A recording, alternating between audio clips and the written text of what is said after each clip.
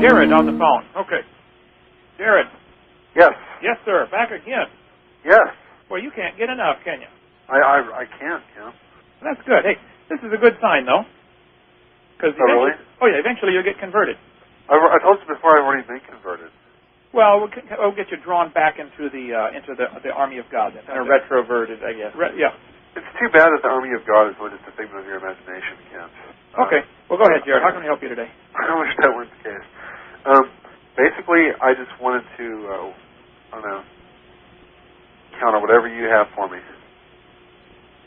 You just like being on the program, huh? That's pretty cool, yeah. Oh, you ought to get your own program. Call Richard.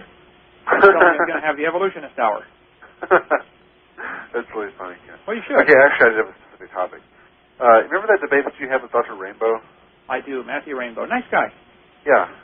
Did you meet him before you had a debate, or was it just random? I met him at lunch that day and had lunch with him and his two boys, and we had a great time, made airplanes, and his kids are really excited, and I make paper airplanes that go over 400 feet. Right. And we taught them how to shoot a rubber band, and I have a lot of fun with life in general, okay, and especially with kids, because I'm about the same mentality, fourth grade, and so we talk the same language. But usually before church, I go in a half hour or an hour early, set up my projector, and then have a whole herd of kids around me, and we go out and have a lot of fun. We're doing airplanes and stuff. So anyway, I did that with Matthew Rainbow's sons, had a good talk with him. He is very nice, very intelligent man, and I think of all the debates I've had, that is probably one of the most cordial. Yeah. Yeah. Anyway. Okay. But I just met him that day. It's the only time I'd ever met him. Right. So there was this thing about the mouse experiment they did, or was it rats, where they took a gene and modified it so it was like a one-gene mutation, and it caused the mouse's or the rodent's brain to form convolutions like a human brain. Correct. And to multiply its mass almost by a factor of 2. That's a single gene mutation, and I don't think that you responded to my satisfaction on your debate video that you have available for download on your website. And I kind of wanted to discuss that. Okay, well, here's why.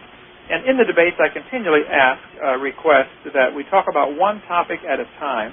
It rarely happens because usually they bring up 4 topics. I answer 3, and then 6 months later somebody calls into the radio program and said, oh, you didn't answer that one. Oh, you don't have an answer. No, I don't have time. Okay? Which is why I prefer the one topic at a time rule. As far as the mouse having a mutated gene stuck into it, inserted, and it developing double the size or larger brain with more convolutions, the more convolutions is probably because it's getting crowded in the skull. It certainly did not increase the intelligence of the mouse or the... How do we know that? Do you know that? Do you know that it did? I guess the burden of proof would be on you. Well, what if I went and investigated this and told you that it did? Let's just assume that. That's what you say. Yeah, if you find that the humans manipulating a mouse's brain and increase the intelligence of the mouse, I guess that would prove it takes intelligence to create more intelligence. So you don't think that it's possible for that kind of gene mutation to happen naturally? Well, even if that increases the intelligence, I still probably wouldn't prove anything. Me going to school increases my intelligence, but it's not really changing anything physiologically inside my brain that I know of. It's just kind of using more of my potential. First of all, this would be changing something physiological. Well, it'd be changing physiological, yes, but does the physiological change have anything to do with increasing the intelligence of this rat? Well, there's more to it, Jared. You're missing it. First of all, this was a man-induced, not a naturally induced mutation. Secondly, we have no proof that it did increase intelligence or increase the health of the mouse. Secondly, who's this mouse going to marry to pass this on to the next generation? And would it be passed on to the next generation, or would it be deleted out by the automatic gene code checking system that seems to exist? Well, I guess it has a coin flip of a chance, or something maybe better. You say that again? We'd have to try it again. It probably has a coin flip of a chance, or maybe better. Well, passed on.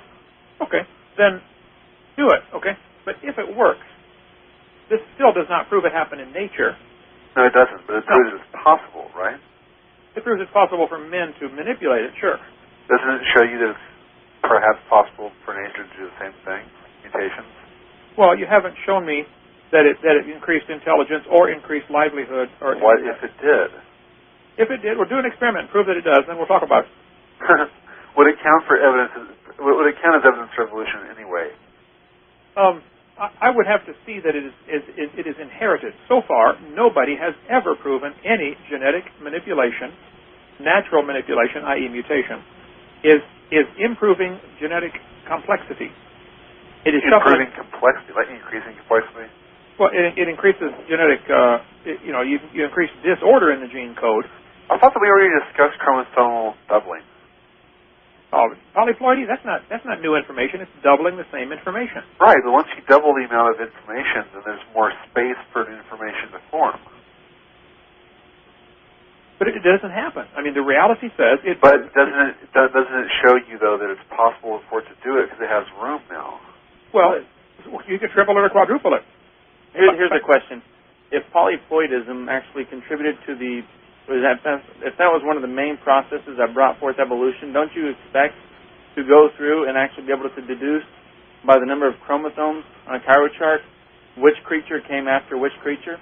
Not necessarily, because well, the first one, we'll say it had, 2 chromosomes, whatever, and then its offspring, if polyploidism or polyploidy was one of the main factors, we could expect 4 from that. And then if we're going to expect polyploidy again to create more of what you're considering genetic complexity, then we should expect that offspring to have 8 and just kind of double itself each time. Yeah, here's an analogy, Jonathan, to show you why that analogy is kind of fallacious. Well, then why are you're using polyploidy as an evidence for evolution, basically, and so that's why I asked hold on. As a possible mechanism. He's not using it as evidence, but go ahead. Evolution would say, in general, that if you have any kind of version of abiogenesis, you're going to have single-celled organisms or very, very simple and small multicellular organisms. Which you probably can't give an example of, right? Hypothetically, we don't have much information about those early life forms if they ever existed. But you have imagination. Well, and even secular journals who have hypothesized what type of creature could live by itself. I think they expect that they could have 256 genes or something like that and still be viable. The simplest would be 256 is the number I've heard also. Without being parasitic. This is kind of the side of the point. Hold on. So they would develop and get bigger and bigger, right? That's your theory. That's never. I know. I'm just describing evolutionary theory. Yeah, right? It's never been observed, though. It's not science. Hold on. They get bigger and bigger and bigger. Now, some creatures get bigger and smaller and bigger and smaller, right? Because things started off pretty small. They got to the lizards and the dinosaurs and the birds and mammals, and then they dropped back down. Mammals were smaller than dinosaurs. They were the size of rats and shrews, and all of a sudden they go to primates, and the dinosaurs get killed off, and there's hominids, and it kind of stops there. But then you have the whales. Those are mammals, and they get bigger and bigger and bigger. And things are going up and down. And even though it started off small to large, over time evolution kind of takes things in different directions. It's not a ladder. Sure. Is there a 50-50 chance that a mutation will half the number of chromosomes instead of double the number of chromosomes? Not half necessarily, but just one will die off. Okay. Is there a probability that some of the chromosomes will be damaged instead of double? Right now, we've got a phrase here.